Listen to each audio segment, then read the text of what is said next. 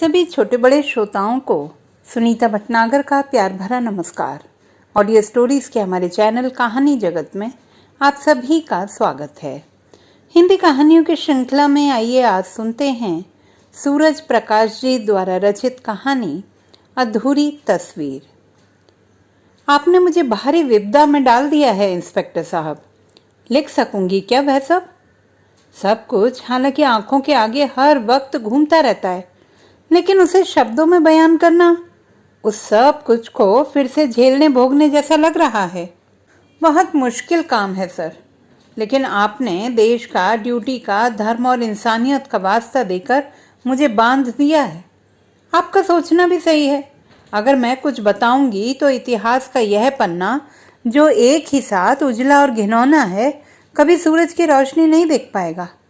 बदकिस्मती से मैं अकेले ही तो उस हादसे की मूक गवाह बची हूँ।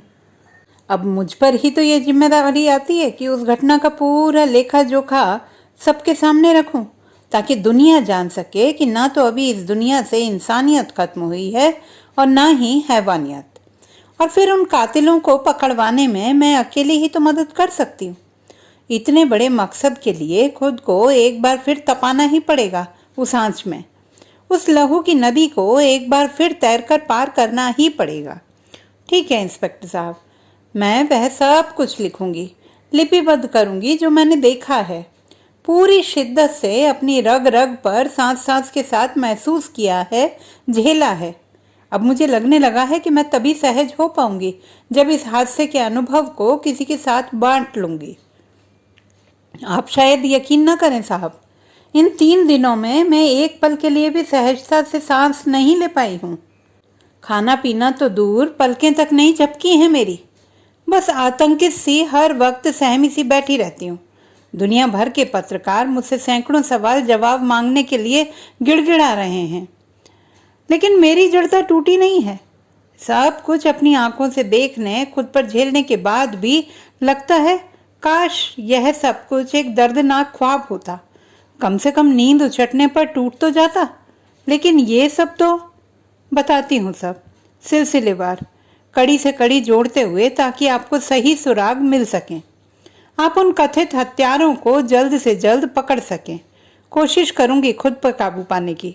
शब्दों के जरिए जो कुछ मेरे बाहर आएगा वही तो मेरी सच्ची श्रद्धांजलि होगी उन अनाम सहयात्रियों के प्रति, जो एक ना लड़ी गई एक तरफा लड़ाई में बिना लड़े, बिना हाथ उठाए शहीद हो गए।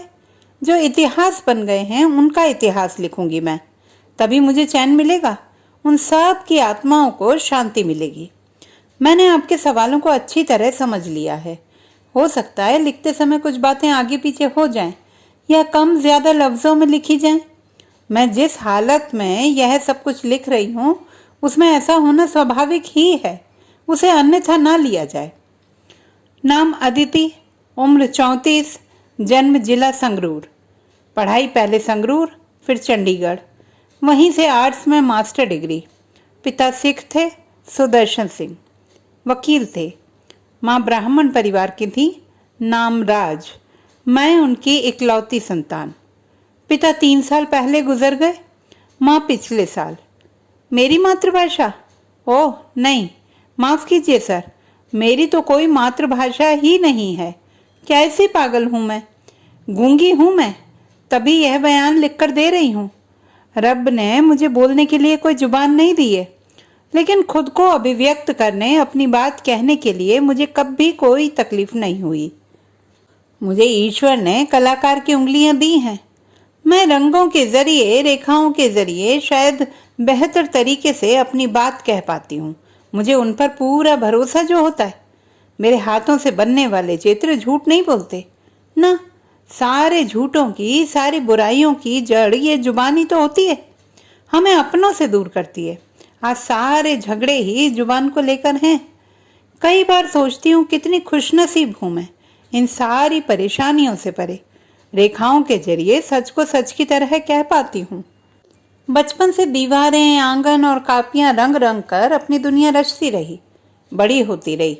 वैसे भी पूरा बचपन अकेले बिताया है मैंने, बिल्कुल तन्हा। कभी किसी से खुद को बांटने, कहने सुनने की जरूरत ही महसूस नहीं हुई।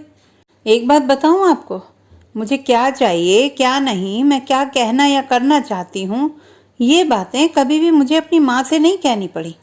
हम दोनों के बीच हर वक्त टेलीपैथी की अदृश्य तरंगें तैरती रहती थी। दूसरे कमरे में होने के बावजूद माँ को मेरी हर गतिविधि, जरूरत या इच्छा का पूरा पूरा एहसास रहता था। मैं तो खैर क्या ही बोलती, माँ भी मुझसे स्पर्श के जरिए, आंखों और चेहरे के भावों के जरिए ही बात करती थी। जरा बड़ी होने पर मुझे यही लगता रहा कि अगर मेरी जुबान होती तो भी मैं उसका इस्तेमाल ही ना करती। शायद मैं बहक रही हूँ। खैर, चंडीगढ़ में मेरा अपना स्टूडियो और आर्ट स्कूल है। लड़कियों को रंगों की भाषा सिखाती हूँ। मेरी सारी दिनचर्या, उठना, बैठना, पहनना, ओढ़ना, सब कुछ कला को समर्पित है। अपरिचित नाम नहीं हूँ इस फील्ड में। कई एकल सामूहिक प्रदर्शनियों में चित्र प्रदर्शित किए हैं मैंने। दिल्ली में एक एकल प्रदर्शनी की बात चल रही थी। उसी सिलसिले में कुछ एक पेंटिंग्स लेकर दिल्ली जा रही थी जब यह हादसा हुआ। एक ऐसा हादसा जिसने मेरे भीतर के कलाकार को बुरी तरह स्तब्ध कर दिया है। मेरी चीखें भीतर ही घुटी रह गई हैं। आंसू आंखों में ही सूख गए हैं। माँ बताती थी, बचपन में मैं बहुत हंसती थी या बहुत रोती थी। लगता है खुद को हल्का करने के लिए दोनों जरिए मुझसे छीन लिए गए हैं। इस भीषण दुर्घटना के बाद अब ना हंसी रही है मेरे पास, ना आंसू। उस दिन सोमवार था, 7 मार्च की खुशनुमा सुबह। यात्रा करने लायक मौसम। बस में काफी सवारियां थी। बस स्टार्ट करते ही ड्राइवर ने गुरुवाणी का कैसेट लगा दिया था। अच्छा लगा था। शुरू से ही माँ बाप ने जो संस्कार दिए हैं, माहौल ने जो कुछ दिया है, उसमें शब्द, कीर्तन, गुरुवाणी हमेशा कानों में अमृत घोलते हैं। सिर खुद ब खुद उस परम पिता के आदर में झुक गया था और आंखें बंद हो गई थीं। सारा दिन सकारत जाएगा, ऐसा सोचा था। दिन की शुरुआत भला इससे अच्छी और कैसे हो सकती है। सवारियां भी साथ साथ गुनगुनाने लगी थी। थोड़ी देर पहले बस चलने तक सब अलग अलग सवारियां थीं, जिनकी मंजिलें, मुकाम अलग अलग होते हैं।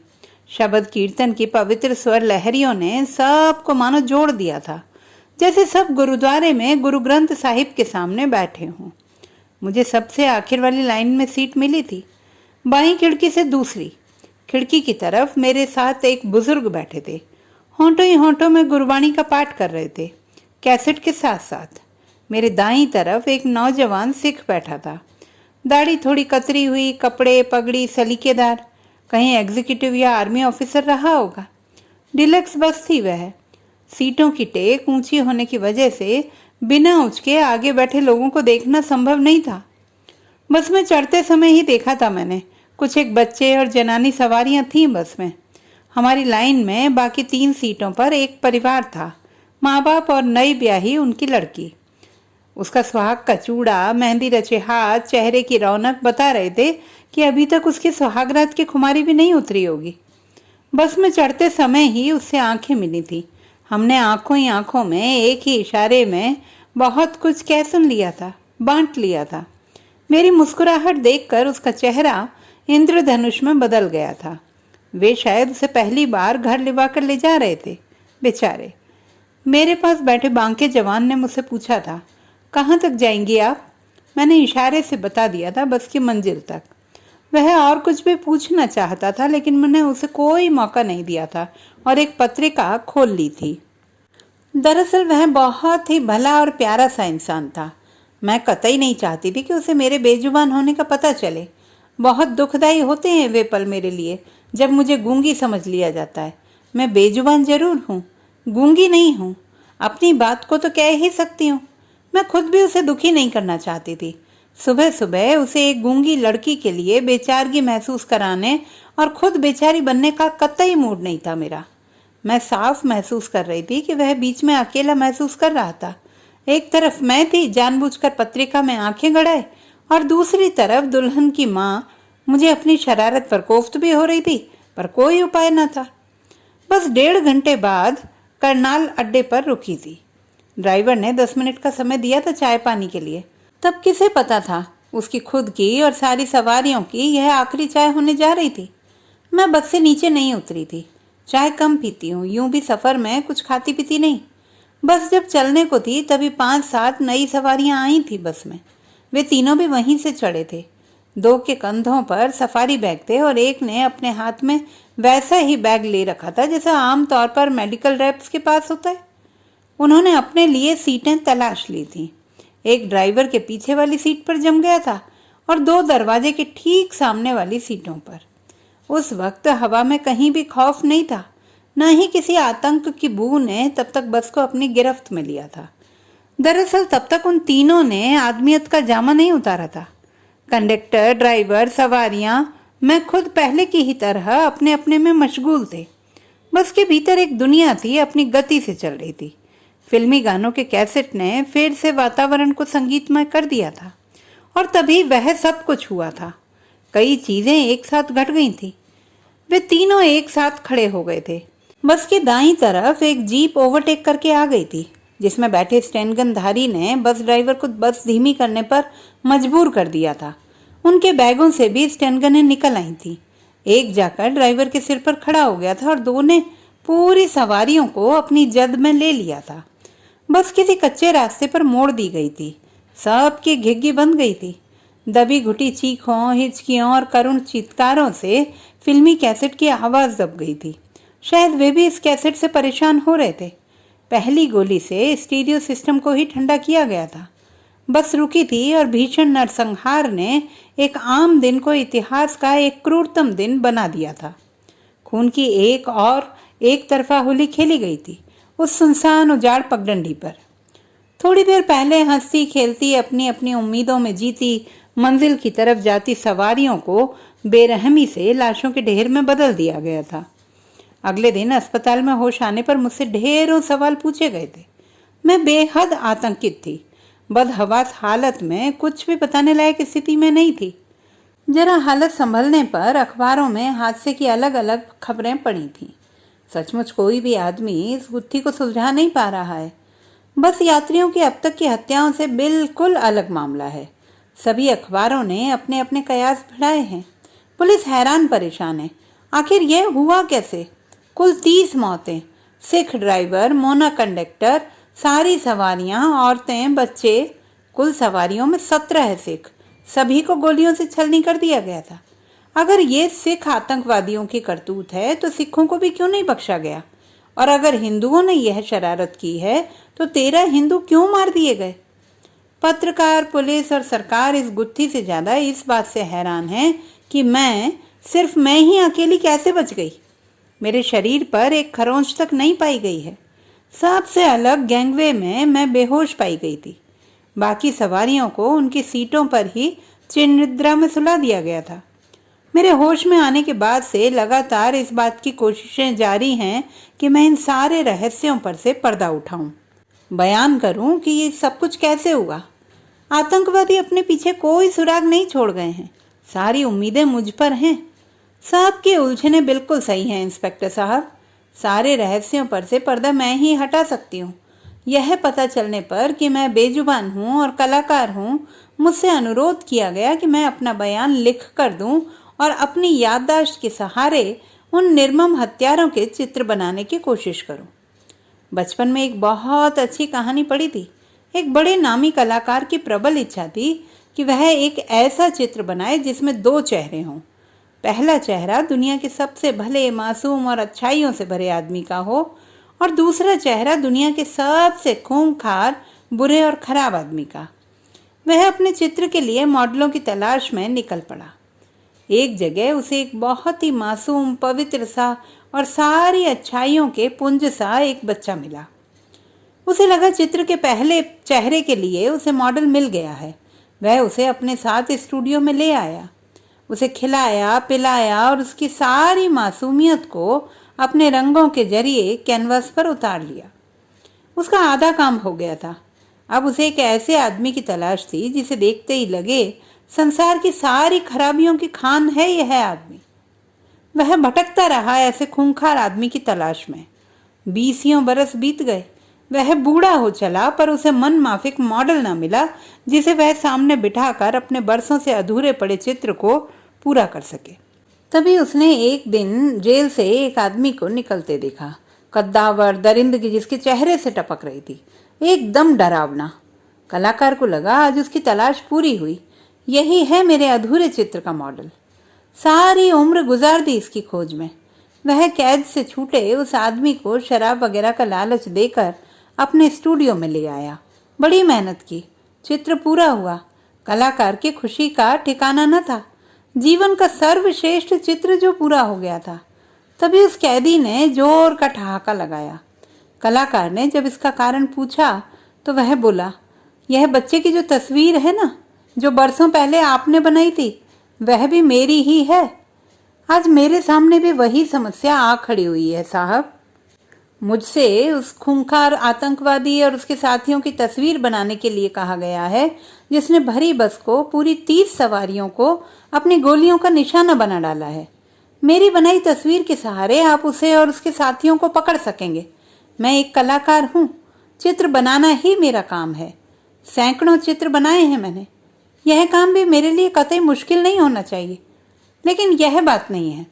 उस कलाकार को तो तस्वीर पूरी होने के बाद ही पता चला था कि उसने दुनिया के सबसे अच्छे और सबसे खराब आदमी का चेहरा बनाने के लिए एक ही मॉडल को 2 बार अपने सामने बिठाया था।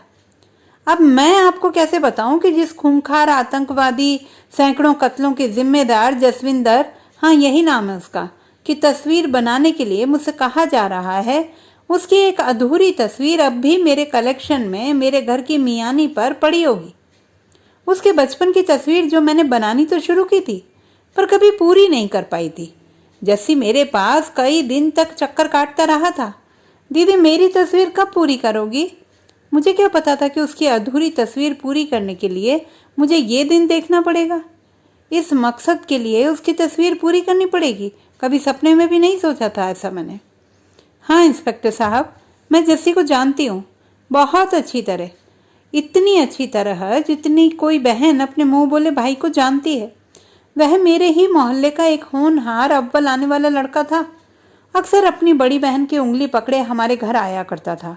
उसकी बहन मेरी सहेली थी। जैसे बड़ा प्यारा बच्चा था, बीबा बच्चा, जिसे देखते ही प्यार करने का जी चाहे। तभी तो एक दिन उसे अपने सामने बिठाकर मैंने उसकी तस्वीर बनानी शुरू कर दी थी, दुनिया के सबसे प्यारे बच्चे की तस्वीर। जब मैंने जस्सी की तस्वीर बनानी शुरू की थी, वह आतंकवादी नहीं था, भोला भाला बच्चा था। आज के आतंकवादी जसविंदर की तस्वीर तो मैं बना दूंगी, लेकिन जस्सी से जसविंदर उर्फ कर्नल उर्फ जेके उर्फ पता नहीं क्या क्या बनने के दौरान की तस्वीरें कौन बनाएगा इंस्पेक्टर साहब? उस दिन उसके चेहरे पर खरोंचें थीं, चोटों के निशान थे। वे सिर्फ खरोंचें ही तो नहीं रही होंगी, वे तो आइसबर्ग रहे होंगे, भीतर तक चीरने वाले जख्मों घावों के बाहरी निशान। उन खरोंचों को तो मैं उकेर दूंगी चेहरे पर, परंतु भीतर के घावों नासूरों की तस्वीर? अगर कलाकार के पास यह शक्ति होती तो वह बाहरी हालात की, प्रभावों और प्रक्रियाओं की, जरूरतों और मजबूरियों की तस्वीर खींच सकता, तो जस्सी को अपनी अधूरी तस्वीर पूरी कराने के लिए आज का जसविंदर ना बनना पड़ता। उस तस्वीरों के आईने में वह खुद को बहुत पहले देख चुका होता। यह विडंबना ही तो है कि जसविंदर के चेहरे भर की तस्वीर बनाने मात्र से आपका काम चल जाएगा इंस्पेक्टर साहब। आप कह सकते हैं कि उस तस्वीर की मदद से आप एक खूंखार कातिल को पकड़ सकते हैं, जो धर्म के नाम पर, कौम और जाति के नाम पर बेकसूर लोगों को मार रहा है। पर एक बात जानना चाहूंगी सर, आज के जसविंदर की तस्वीर तो मैं बना दूंगी, पर उन सैकड़ों जसविंदरों की तस्वीर कौन बनाएगा जो आज पंजाब के हर गांव, हर कस्बे में तैयार हो रहे हैं? उनकी तो बचपन की अधूरी तस्वीर भी शायद किसी अभागी बहन के पास ना हो, जिससे उनकी इस अंधेरी, गुमराह, आत्मघाती यात्रा का अंदाजा लग सके। उन्हें आप कैसे पकड़ेंगे? क्या आपको नहीं लगता कि कहीं कुछ गलत है? नहीं, गिनती की गलती नहीं, वह तो है ही। नहीं तो पुलिस द्वारा सैकड़ों आतंकवादी मार देने और पकड़ लेने के बाद भी उनकी संख्या घटने की बजाय हर दिन बढ़ती क्यों रहती? हर दिन एक नई जगह पर बेकसूरों की हो रही हत्याओं से तो यही लगता है कि गड़बड़ कहीं और ही है। मुझे नहीं पता आपकी पुलिस इस बारे में क्या सोचती है, परंतु मेरा कलाकार मन तो यही जानता है कि कोई आतंकवादी पैदा नहीं होता, पैदा तो कोई महान भी नहीं होता। सब वक्त का फेर है। आसपास का माहौल कब किसे नीचे गिरा दे या ऊपर उठा दे, रब ही जानता है। मैं मानती हूँ पूरी कौम, पूरी जाति या पूरा राष्ट्र एक ही नजरिए से नहीं सोचता। सोचना तो दो भाइयों या पति पत्नी का भी एक जैसा नहीं होता, लेकिन कुछ एक सिरफिरों की वजह से पूरी कौम को सजा देना या पूरी कौम को ही गलत करार देना हमारी बीमार मानसिकता का ही तो परिचायक है। समस्या सिर्फ पंजाब को लेकर नहीं है, बुनियादी सोच को लेकर है। हम कब तक आतंकवादी बनते रहेंगे और कब तक आतंकवादी गुमराह होकर देश को जलाते रहेंगे? इस समस्या के कारणों और निदान की पहचान करना आप लोगों का, समाज सुधारकों का काम है, राजनीतिज्ञों का काम है। लेकिन दिक्कत तो यही है कि जिनको यह समस्या सुलझानी चाहिए थी, वही धर्मगुरु और राजनेता इन धागों को और उलझा रहे हैं। शायद मैं फिर बहक रही हूँ, लेकिन आज कहे बिना नहीं रह पाऊंगी। मैं एक कलाकार हूँ, पहले ही कह चुकी हूँ, मेरे रंग झूठ नहीं बोलते, मेरी रेखाएं सच बोलती हैं। स्वाभाविक ही है, जसविंदर की तस्वीर बनाते समय मेरे हाथ बार बार कांपेंगे, रेखाएं गड़बड़ाएंगी, रंग साथ नहीं देंगे। मैं इस बात से पूरी तरह सहमत हूँ कि उसने जो जघन्य अपराध किया है, उसकी कड़ी से कड़ी सजा उसे मिलनी ही चाहिए। पर मैं यह भी जानती हूँ कि मैंने जिस जस्सी की तस्वीर बनानी शुरू की थी, उसे उसी रूप में ईश्वर ने बनाया था। आज जिस जसविंदर की तस्वीर मैं बनाऊंगी, वह आज के समाज की देन है, वह उसकी नहीं। तो दोस्तों, ये थी हमारी आज की कहानी। आपको कैसी लगी कमेंट बॉक्स में लिखना ना भूलें। चैनल को सब्सक्राइब करें, लाइक करें और मित्रों के साथ शेयर करें।